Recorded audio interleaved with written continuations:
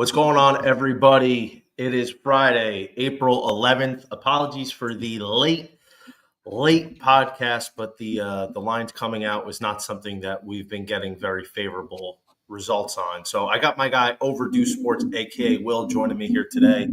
What's going on, brother? Appreciate the time as always. Of course, man. I'm really stoked to talk about some baseball. It's a bummer that we just got lines. So all this information is new to us as it is everyone else trying to handicap right now. So we're gonna dive right in and do the best we can with the short amount of time we have.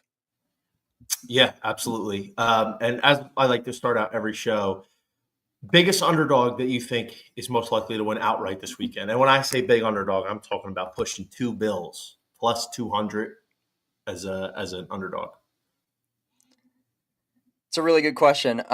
Looking up and down the board, one that caught my eye, and it's not quite plus 200, but Pitt plus 165 against Virginia. Virginia's just been so spotty. They're plus 165 right now. That's a dog I'd be looking at there aren't a ton of plus 200 dogs that I've seen today. Yeah. That's one of the bigger lines on the board today. Pitt can be feisty at times. I haven't loved what Virginia has shown on the mound to this point in the season, and I know the offense has been really inconsistent. They are starting to put it together a little bit better, but I still don't have a ton of faith in what they've offered so far. So that's probably a game that if I were to take a dog, I'd look that way. I think the pitching matchup should be Jay Wolfolk versus Ryan Reed for Pitt. Reed's pitching to a 3.8 ERA, 46 strikeouts, and 14 walks. Wolfolk, 50 strikeouts to 15 walks, 4.3 ERA. So the pitching matchup is a slight advantage towards Pitt numbers-wise. It's just a matter if they can continue to hold down this offense, which has happened at times for Virginia. Yeah, I think that's an interesting one. Let's see, we got some comments in here. My two goats, Crutch, our guy, Joe. What's up, brother? How we doing here? I think for me, because there's not a lot to offer, I think Houston at home against West Virginia could be interesting. I know West Virginia has gotten a rep like, they're such a great team, and yes, they do have talent, absolutely, but going on the road to a Houston team that, while we're not considering them a true contender, it's still a conference game. Are they going to get swept at home, even against WVU? I think there is an opportunity there for Houston to take that one. Will, why don't you kick us off here with ASU Cincinnati? Yeah, so we're going to have Ben Jacobs on the mound. Cincinnati, I've gotten my eyes on them a handful of times this season. I have not been impressed. And I know people were kind of high on them. They went in and they beat Duke in that opening series, and it was like, this team may have figured something out. I watched that whole series against Arizona. Some bad defense. I didn't love what they had pitching depth-wise. Jacobs is obviously one of the premier arms in the Big 12 talent-wise, so hopefully he can continue to roll. He's pitching to a 4.9 right now, a little bit inflated against Nathan Taylor, a sophomore for Cincinnati. He's pitching to a 3.02 so far. This game is at Cincinnati, but I still really like Arizona State to roll in this one. They're coming off of a solid series. I've liked what I've seen out of this offense, though. I do think that this is a decent price. This may be looking at a piece for me to parlay into something else. That minus 170 is kind of pushing it for me as far as a straight bet. But I do like Arizona State, what they've offered. They were in the rankings last week. I thought that was a little bit aggressive with them. I didn't think they were quite a top 25 team, but they're certainly knocking on the door, and they have been for most of the season. So I do like Arizona State here a lot. I know Johnny's MIA right now, so I'm just going to keep rattling off. That West Virginia game that he was talking about is an interesting one because Paul Schmitz is going to be pitching for Houston. It's at Houston against Griffin Kern. Kern has struck out a lot of guys. I'll be curious to see if he can hold down that offense. West Virginia is really solid, though. They've started well. They played really competitively against an Arizona team that I believe is a top 10 caliber team right now. I don't know if I love that dog, but they're certainly primed to take one in that series, I would imagine. I don't know if that is today.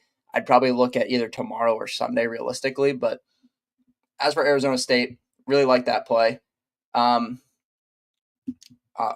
roll to a different. Let's pull up a different game while we wait for Johnny to get back. Um,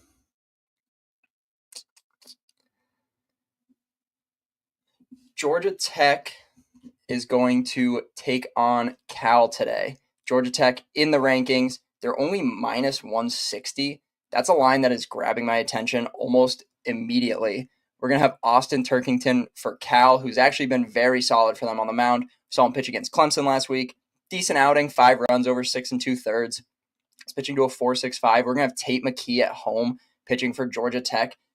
This line looks a little bit short to me. I would anticipate Georgia Tech being a little bit more. Cal has been really feisty, but more so at home than on the road. I really like Georgia Tech. That minus 160 line, I mean, that's almost a straight bet for me, honestly. Yeah, I like that spot a lot for Georgia Tech. I'll just keep rolling in the ACC while I have ACC stats pulled up. Maybe the biggest series in the ACC this weekend, Wake Forest and North Carolina. This game is going to be at North Carolina. Got postponed yesterday, so we're picking up the Friday matchup today. I believe this should be a doubleheader. Game 1, we're going to see Jake Knapp pitching for North Carolina against Chris Lavonis for Wake Forest, who has been just ridiculously good. He's a freshman, so Lunsford has been bumped to the Saturday spot.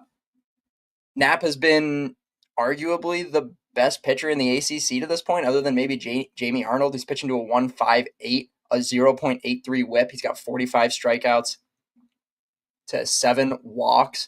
Lavonis has got 21 strikeouts to 9 walks. The whole thing with this Carolina offense that I have seen so far is there's not a lot of thump in the lineup. So it's a matter of, can they produce runs the way we know that Wake Forest can? Wake Forest's offense has been spectacular at times this year.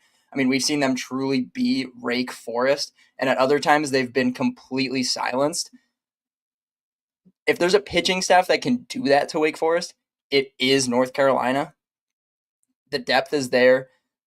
Coach Forbes pushes all the right buttons, but these are two extremely well-coached teams. Minus 125 for Wake. I'm going to lean Wake just because of the offense. Carolina, just to me, has not been the run-producing team that I anticipated. And this was a team that through weeks 3 or 4, I was, shouting on the horn that this was an Omaha team. The offense might be too limited for them, which for me is unfortunate because I really thought that this team would just pitch the ball really well. They'd manufacture runs. They haven't manufactured runs as well as I would hope. They've kind of dropped into that 20 range in the rankings, which I think is pretty fair for them. They're going to be knocking on the door of a host, but I think in game 1, even though it's Knapp, I might lean Wake Forest here, minus 125 on the road. I know they're, it's hard to lay off of a home dog with a pitching advantage like you have in Knapp with how good he's been, and especially limiting walks, limiting free bases, limiting hard hit contact. He's been so good. I still lean Wake here. This was a game I was looking to play yesterday at minus 120. The doubleheader always throws a wrinkle into this, so if that is a doubleheader day, which I believe it should be, that's something to look at, and it might actually just make me stay away because I really don't like the bullpen management piece that comes with a doubleheader. It just throws everything off. But Wake minus 125 is certainly something I have my eyes on today. I'll keep rattling through the board here. Another huge series in the Big 12. TCU and Kansas. TCU is sitting at 25-9. Kansas is 27-7. Kansas has kind of been the more or less the story of the year in college baseball. I know only a couple places have them ranked, but they've been really, really good. Dom Vogel is going to be pitching for them, 50 strikeouts to 16 walks, pitching to a 4.94. He is coming off a solid outing at UCF where he gave up a lot of hits, but not a lot of runs. That's what you want to see. Strikeouts weren't quite there, but that's a really good UCF offense. Before that, he's coming off of 8 innings, 2 runs against Oklahoma State, and we know what that offense can do when they show up. Tommy Laporte, a sophomore, is going to be throwing for TCU. This game is in Fort Worth. He's pitching to a 2.62 right now, a 1.10 whip. He's coming off of a great start, a shutout start against BYU. Before that, Houston. Before that, Texas Tech. So his last 3 starts haven't been against the premier offenses in the Big 12 like Vogel's has been. But at plus 130, this is a really interesting dog. I actually, in the 11.7 pick 'em, I picked Kansas to take this series. To me, this is prove it weekend for kind of both these teams. TCU was a really high team of mine coming into the Big 12. I picked them in Arizona to win the Big 12. They were my two futures bets for that, both around that plus 450 mark. And TCU has struggled, and that loss of Ben Abel, even though it didn't really affect them through the first 2 or 3 weeks of the season, it has really shown to affect them to this point. And Kansas has just continued to plug away. So I'm going to be curious if they can keep that offense off the board. I do like Kansas to take game one here, and then just kind of hoping they scrape across another win in games 2 or 3. Winning a road series in any major conference is always a tough task to do, but I think Kansas might be prime for it, and I like this potentially as a plus 130 dog. It's a really interesting one for me. As we still wait for Johnny, I am going to jump into probably the series of the weekend. Georgia and Arkansas in Athens. We've got number 7 Georgia taking on number 1, the newly number 1 ranked Arkansas Razorbacks. We're going to have Brian Curley facing off against Zach Root.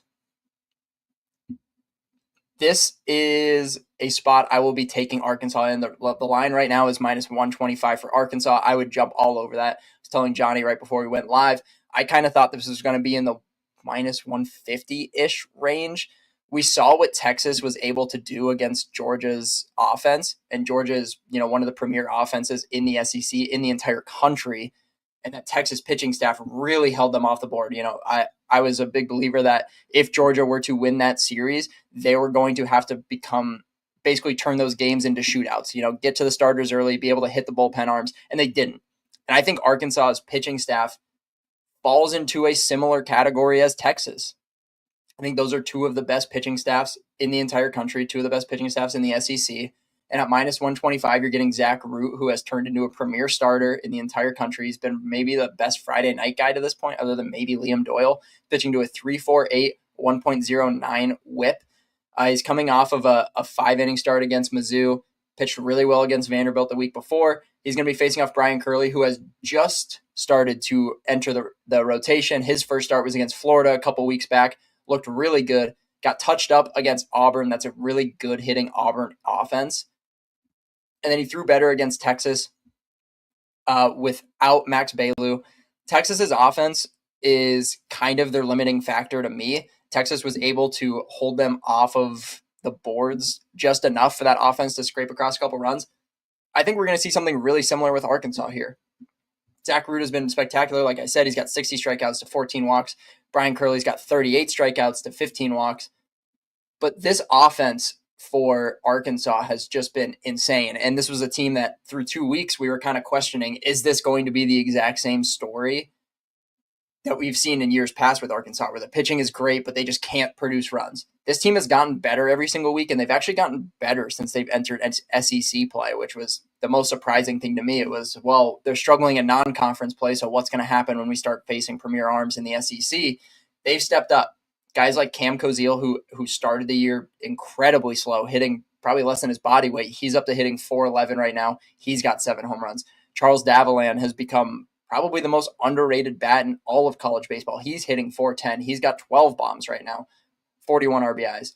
This offense just goes so deep now. And now that you have Wahiva Aloy probably as your 5th best hitter in the lineup, whereas he was kind of keeping the boat floating at one point, same with his brother Cuyo.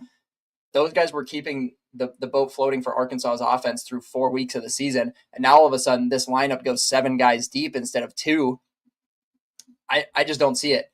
And, Georgia, we all know they can mash. They love feeding the trees. That's what they say. This game's in Athens, a little bit more of a hitter-friendly park. Rylan Zaborowski has slowed down a little bit as far as the home runs. He's still got 15 bombs on the season. Robbie Burnett has been fantastic for them so far. I love this line. This is certainly one that this is probably my favorite play of the day, especially at that minus 125 mark. So I really, really like that play at minus 125 for Arkansas. I don't see Georgia's pitching staff going as deep as Arkansas's. When you go down the list of the Arkansas bullpen, it's a ton of guys that have minuscule ERAs. Georgia is pitching to a 4.76 right now, while Arkansas is pitching to a 3.52. I just think this is going to be a big story about pitching depth. And the number one team in the country, I think, has that. And they've always shown that they have that. So today, specifically, I'm loving that. You're getting a premier arm. Gabe Gackle has been shaky. He's starting to figure out his footing a little bit. So on Saturday, I might stay away, especially if Arkansas handles business today. That line's probably going to get inflated, but getting minus 125 on a Friday with one of the best arms in the country, impossible for me to lay off of, quite honestly. And I would play that probably up until minus 140. Like I mentioned, I thought this line was going to open around the minus 150 mark, despite it being a road game against a Georgia offense that is in desperate need of a comeback win, a get back win for them. I'm going to jump back to the ACC here. We've got Florida State taking on Virginia Tech in Blacksburg. This is a really, really interesting matchup. Virginia Tech is coming off of an interesting weekend against Notre Dame. We saw Brett Renfro. He's a sophomore. He was a really good starter as a freshman last year. He's got their Friday night role again. He only went 3 innings against Notre Dame. I don't know the exact reason why he got pulled so early. I don't believe it was injury, but he went 3 innings with 2 hits, 2 earned runs, 3 walks. The control wasn't completely there.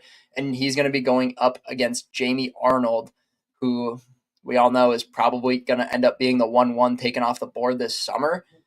Florida State's a dog in this one on the road. And yes, Virginia Tech can absolutely mash. This park is a bandbox. It really is. The ball flies in Blacksburg. I'm still liking what I'm seeing out of the Florida State offense. And as a road dog at only minus 105 still, I really like this play, especially with Arnold on the mound. I don't know how often you're going to see Jamie Arnold as a dog this season. So this is probably one that I'm really going to like to take as well. Yeah. So I appreciate you being a trooper here. I had a small emergency I had to deal with. So it was very inopportune time. So I appreciate you stepping in, doing a great job. But you're talking about FSU V Tech, and I'm thinking, why is FSU and Jamie Arnold an underdog, even at V Tech? That is something that is very peculiar. And I'll say this, like, everyone can look at the box score from last week against Wake Forest, and Jamie Arnold threw 5 shutout innings. He had 10 strikeouts. I mean, yeah, on paper it was great, and overall he was good, but he was falling behind a lot of hitters. The stuff is still great, but the command has been a problem these last few weeks. And Virginia Tech is sneaky. They're sneaky Dickens. The Brett Renfro, their Friday guy, has been pretty good, but like you said, man, even though FSU's bullpen is utterly disgusting, it's atrocious. It's just awful, dreadful. Jamie Arnold as an underdog, we got to do it. You understand? Like, we got to do it. You can't not take Jamie Arnold as a dog price. It's basically even money. Virginia Tech is a good team, but I'm not completely sold that they are worthy of being an underdog, a favorite, even at home against a Jamie Arnold. So let's go FSU here on this Friday evening. I came in mid sentence here for you, so I don't know what you have or have not talked about. But let's get on to Stanford Clemson. Clemson is a minus 170 favorite at home against the Cardinal. That is interesting. And if you look at DraftKings, starting to come out with lines now at the 11th hour. Clemson's minus 238. You're getting Clemson under $2. I think this is a Tiger spot. Stanford is imploding. They're traveling cross country. They're going between Joey Volchko and Matt Scott as the Friday guy. I don't think there's enough consistency there. It's Aiden Knock. Their bullpen, Lucas Malstead's been one of the top closers in the country. Home field advantage is real down in Clemson. I think this is a good price. We got to hammer out on the Tigers. What say you? I'm 100% with you. Clemson has just been one of those teams that I've just been calling it like the Clemson voodoo all season, because they just win in disgusting ways. Like they did it against Cal last weekend, all weekend, just winning like 1-run games when Cal should have no business, hanging around with them. And to your point, Stanford has truly imploded after their first 2 weekends in ACC play. I think they were a little bit of fool's gold and, just got hot early on.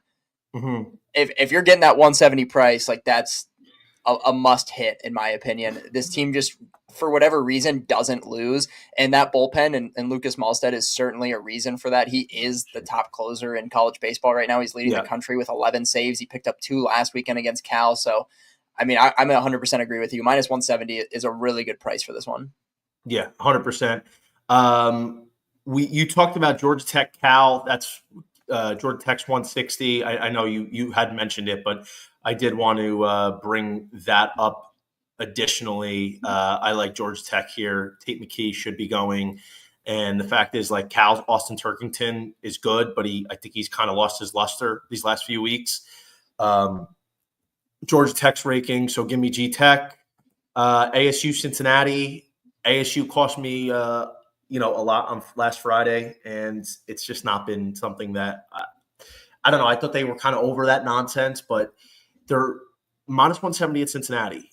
Ben Jacobs going full allotment of bullpen for whatever that's worth. Since he's scrappy, but I like the Sun Devils here, minus 170. Arkansas minus 125. Georgia minus 105. DraftKings actually has that one. You can get Georgia at plus 105. Part of me wants to take Georgia.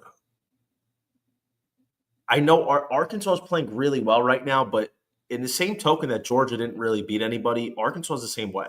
I mean, their signature win is a sweep at Vanderbilt, which is impressive. Don't get me wrong. But this is a litmus test for both teams. You saw what happened when Georgia played a legitimate team in Texas. They got swept. Now at home in Athens, I think I like Georgia, man. I think I like Georgia to outslug Arkansas this weekend. And, the Razorbacks, in my opinion, have been doing what Georgia's been doing. They're playing really well, but they've gotten that flair and they've gotten that overrated pricing because of how well they've been playing, but they haven't beaten anybody of note. So you're getting UGA at home here. I think I'll probably roll with them, even against Zach Root. Yeah, that's interesting. I was actually just talking about this one, and I said that Arkansas was probably my favorite play of the day at minus 125. I I just have to go with the pitching. Like, and to your point, they haven't really played anybody, but I'm a big believer that pitching will always play, and this Arkansas pitching staff is so deep, similar to Texas. I think those are the best 2 pitching staffs as a whole in the SEC right now, and the fact that Texas was able to basically eliminate that entire piece of Georgia's game, which is what Georgia lives on, feeding the trees, having a really good offense. I think Arkansas is a great play here. And yeah, to your point, they haven't played anybody, but that offense has hit better since they've entered into conference play and seen some better arms than what they did when they were in non-conference play. And I was mentioning how their lineup at the beginning of the year, it felt like that lineup was 2 guys deep, and it was the Aloy brothers. And right now you have Cam Cozile going from hitting basically 100 to now he's hitting 400, and Charles Davalin has really burst onto the scene. And I just think this lineup is really deep right now. And so I would take my chance against Brian Curley, who has recently entered into the starting rotation.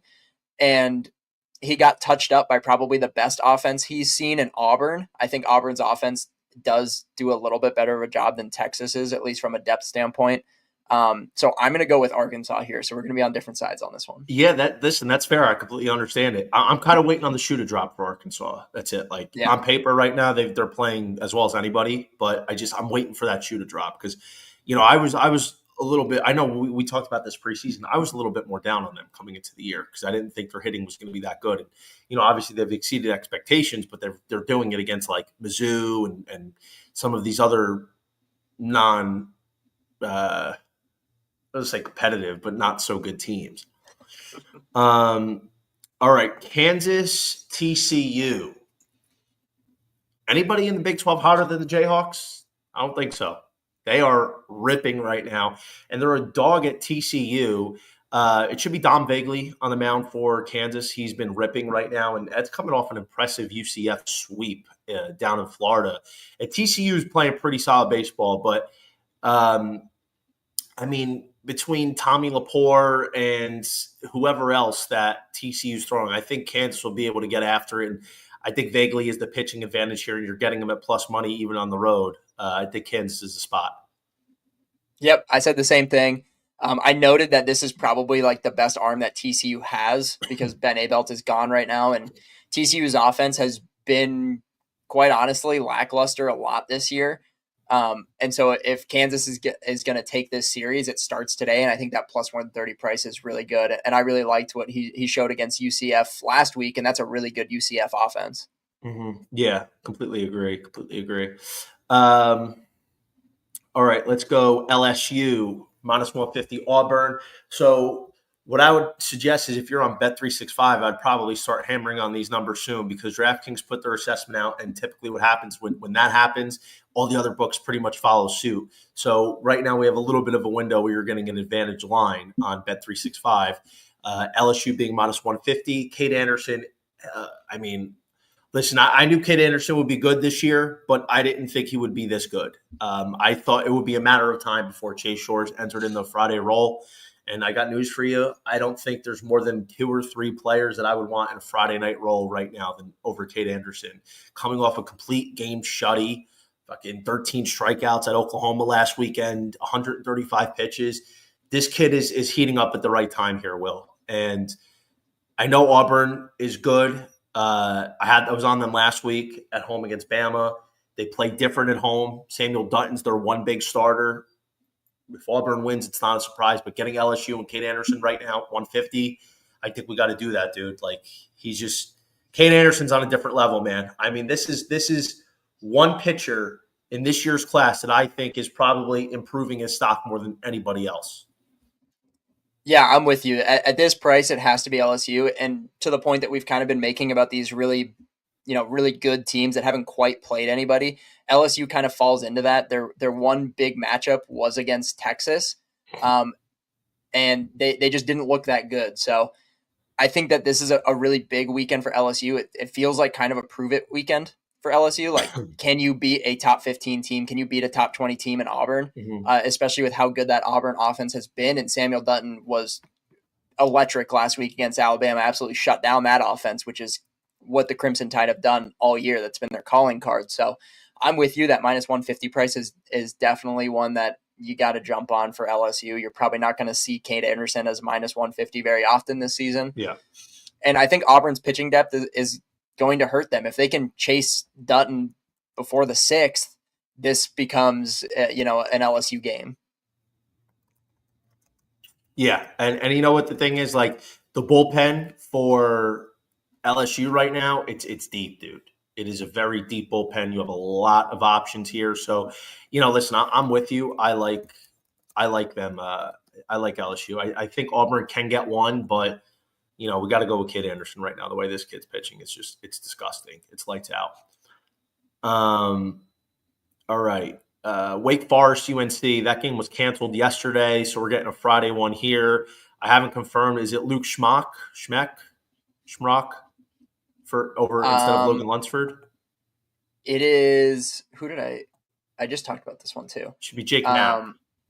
No, I think it's Lavonis today for Friday for the first game. I believe For it's who? Lavonis versus Knapp. Lavonis for Wake Forest against Okay. Knapp, and then it should be Lunsford and DeCaro. But I believe this is this a doubleheader today, or did they push that game to Sunday? I think it's a single game from what I've seen. Okay, I haven't seen a doubleheader yet. That was my one concern, that if this is a doubleheader, I might stay away. But Yeah. I was looking at Wake Forest. I was looking at taking Wake Forest yesterday. I know Jake Knapp is certainly a pitching advantage, but my big thing with Carolina is just the lack of slug in that lineup. They just have not shown to be able to score runs in bunches. And Wake Forest, when they're on, man, like that's one of the better offenses in the country. And so you just hope they show up to play. I mean, we've seen them get silenced at times this year, but I think this is a really good bounce back weekend for Wake Forest to continue to hit against really good pitching. So even though I think Carolina does have the pitching advantage at home, they're a dog. Jake Knapp has quite honestly been the arm in the ACC to this point. Like you said with Jamie Arnold, the control hasn't 100% been dialed in. Yep. I still think taking Wake Forest here on the road is a really good shot at 125.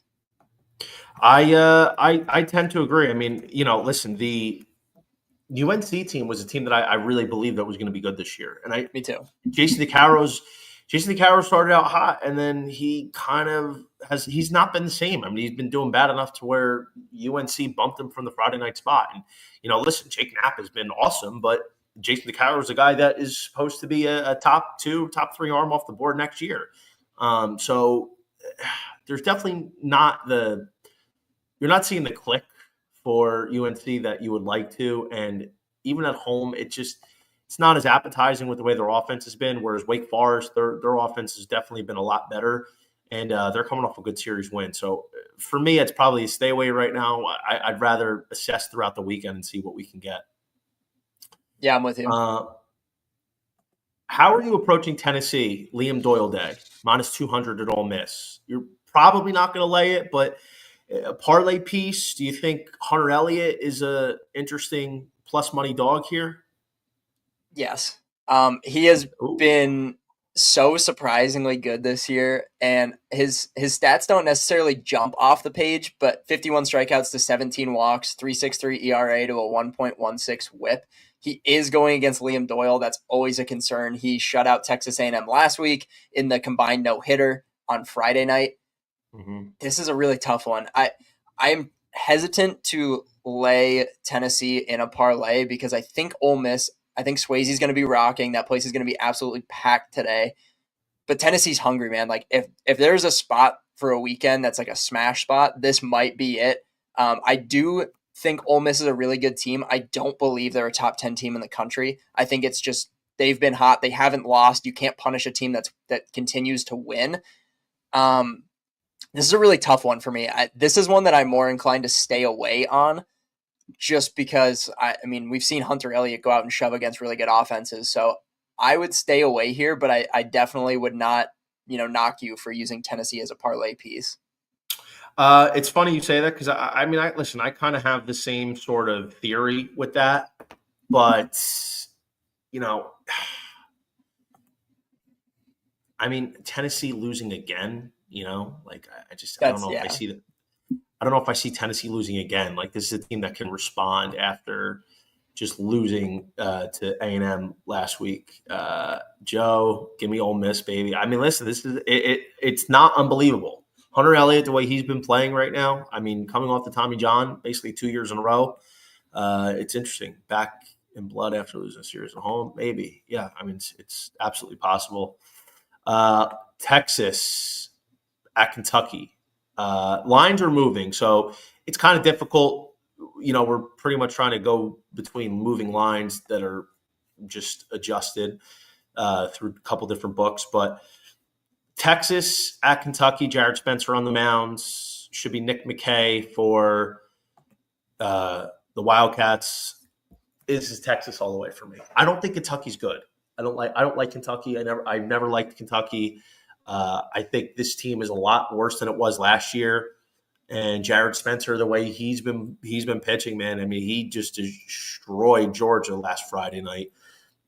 Even on the road, I still think the Longhorns get this done. And here's the thing: even though they lost Max Ballou, which hurts my heart, it's fair to say Texas hasn't even come close to playing their best baseball, and they're still finding ways to win.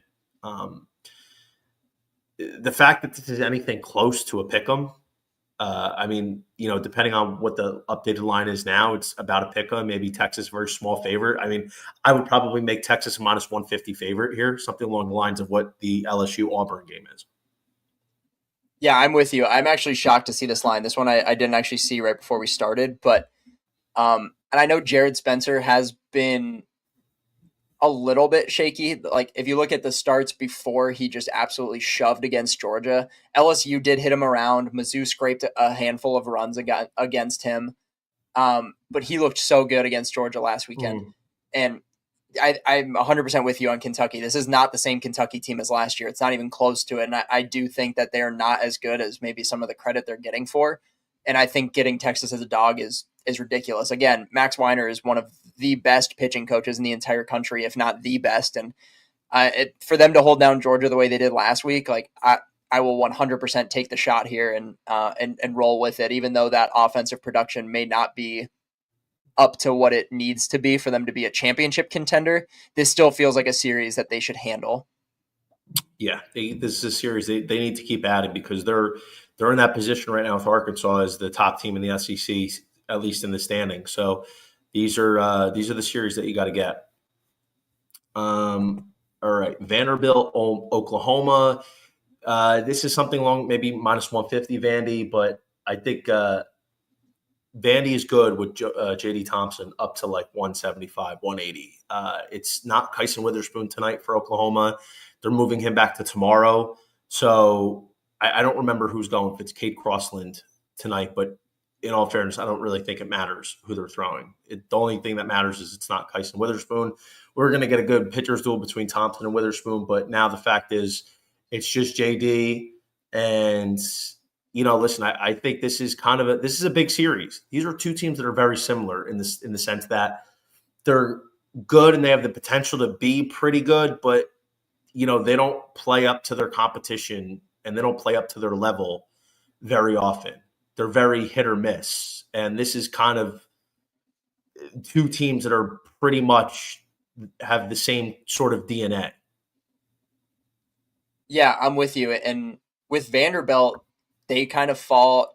To me, they feel like the UNC of the SEC. Like there is almost no slug in that lineup, but the pitching has been fantastic so far. And without Kyson Witherspoon today, and you're getting JD Thompson, who is a premier Friday night guy in the SEC, if that line is still at 140, jump on that. I think this is a really good spot for Vanderbilt. And then the rest of the series, I'd probably just stay away. Maybe look on Sunday, depending on who Vandy is starting against Malachi Witherspoon. But certainly would not be backing Vandy with Kyson on the mound. I just don't think that offense has enough firepower to get it done against an arm like that. But I like today a lot for Vanderbilt. Yeah, same. So do I. That is on an official play. So I've given out my Discord for some of my big favorite plays today. Last but not least, let's talk about the biggest highlight game that we have yet to mention. Oklahoma State, Arizona. The Cowboys, I don't want to be dramatic, but they might have saved their season last week. They had a red-hot Kansas State coming into town, and they had to fight out some close games, and they ended up sweeping the Wildcats. And they were, I want to say, like 2-6, something like that before the weekend. And now they're, I want to say 5-6, something along those lines. That saved their season. And while the Big 12 regular season title is probably out of reach, more than likely, this is going to give them an opportunity to position themselves to lock up a spot for the NCAA tournament if they continue to play well. But litmus test wise, they're at Arizona here. This is a not only a great series, but this is a big one. What are you feeling here for Zona, OK State? This is a really interesting one, and I am maybe the highest on Arizona of like the entire college baseball sphere right now. Like I truly believe that this is a top 15, top 10 team at the end of the day. Is Summerhill back? Is he back in the lineup this weekend? I haven't heard. And now you're getting Arizona on DraftKings minus 135, Oklahoma State plus 105. Just FYI. Interesting. But I don't know if Summerhill's back. Yeah, I don't know either. At the line that you have displayed at minus 105, I would lean towards Arizona, but with Oklahoma State as a dog, you're getting Harrison Bodendorf, who is a really, really good arm. He looked fantastic against Kansas State last week. And Colin McKinney has put together two, quite honestly, bad starts in a row. He only went 1 1/3 against Baylor. The control was horrible. And then they basically had to punt that game in a series loss against Baylor. And then last week against Arizona State, he got touched up again. He had 6 hits, 4 runs, and only 3 1/3. So he hasn't shown the ability to get deep into games the last 2 weekends. So you're kind of playing this game of taking pitchers that are trending in opposite directions. So as Oklahoma State is a dog in this one, I would almost lean that way. This is a tough one for me. I really do like Arizona, but I've loved what I've seen out of Bodendorf so far. I think Oklahoma State as a dog is a good dog to take a shot on if you want to. To me, this is probably a stay away because I do think McKinney's stuff is really good, but he has just been trending in the wrong direction for 2 straight weeks right now, and he's not a guy that I really want to back at this point. Yeah, I mean, I agree. I'd probably stay away from it, but getting money, I'd probably lean Oklahoma State if I had to take a side. If there's a game that I think OK State wins, it's tonight because Bodendorf is their best arm. He's their best starter. And, the rest of it, it's a very big toss-up, especially without Summerhill. I think Bodendorf, who is a lefty against an Arizona offense that struggles against lefties, I think that would probably be the side for me.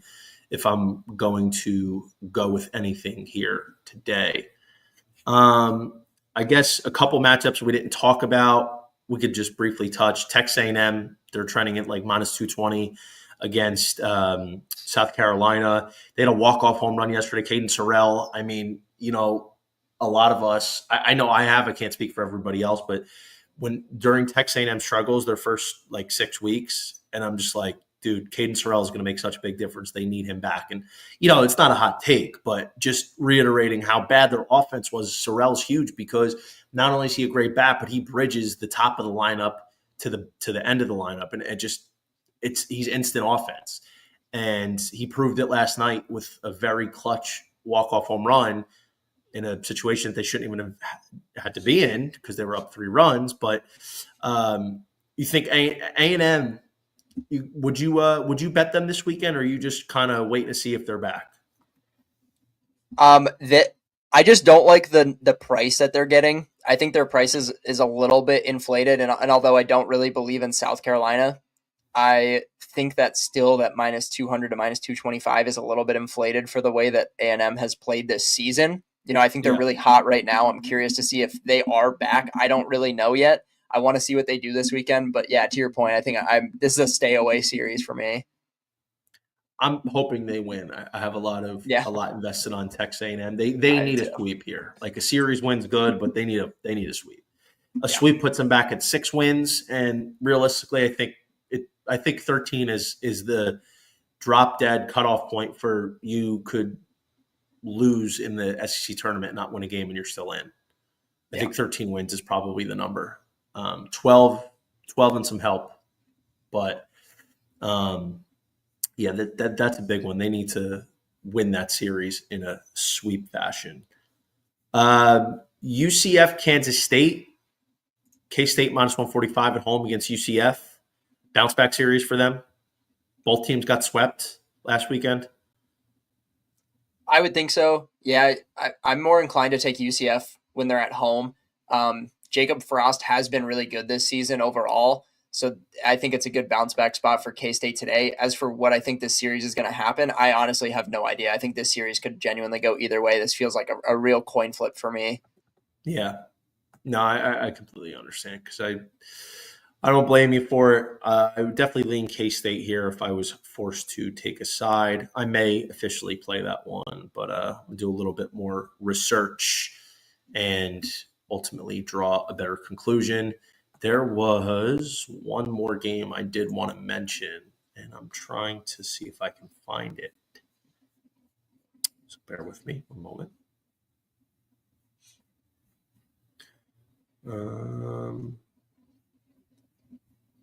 Oh, okay. Yep, I got it. Hawaii, Cal Poly. How about our Rainbow Warriors, dude? We're Operation Honolulu. But do you think they have the same bite on the road as they do at home? They don't, but I think that they are a dog. I believe I saw the opening line at plus 110 for the Bows today. They're 135 at Cal Poly, plus 135. Oh, then yeah, even more so. I mean, I'm not overly impressed with Cal Poly. Yes, they haven't been stellar on the road. They did win their last road series at, I believe that was CSUN 2 weeks ago. They're going to be on the road for, I think, like 15 straight days. And for them to have a chance at the Big West title and continue to like hopefully, get into the postseason tournament, this is a really important series for them because Cal Poly is not the cream of the crop in the Big West. So I actually really like Hawaii at plus 135 there. I think you're getting a pitching advantage. The bullpen is going to be fresh. Give me the Bows. Dude, we love the Rainbow Warriors, man. We really do. We really do. I would probably side with the Rainbow Warriors. I like their pitching. I think their offense is going to get better as the season goes on. It's a team that I feel like I hope they get, obviously, the hosting opportunity for the regional, but they get a favorable draw as well because it would be a lot of fun to bet Hawaii to win a home regional all the way out in Honolulu. But that should do it for us. We appreciate everybody for tuning in. Apologize for a disappearance. Will, you're a rock star. Thank you for slotting in here and covering. Best of luck this week, my friend. Absolutely, man. Thanks so much, everybody. We'll be back next week with the Breaking Bet podcast when I'm back in my home base. Take it easy.